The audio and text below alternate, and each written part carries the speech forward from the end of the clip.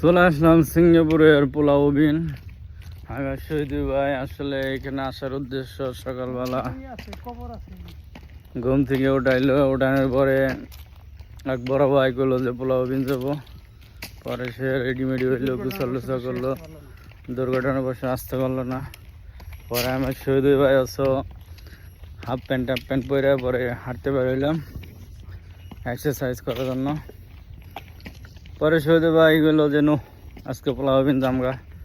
পরে আমরা দুজনে বললাম, একটু আগে খাওয়া দাওয়া করলাম, এখন হাঁটতেছি। রাস্তা আর শেষ হয় না, যেদিকে যাই খালি যাচ্ছি।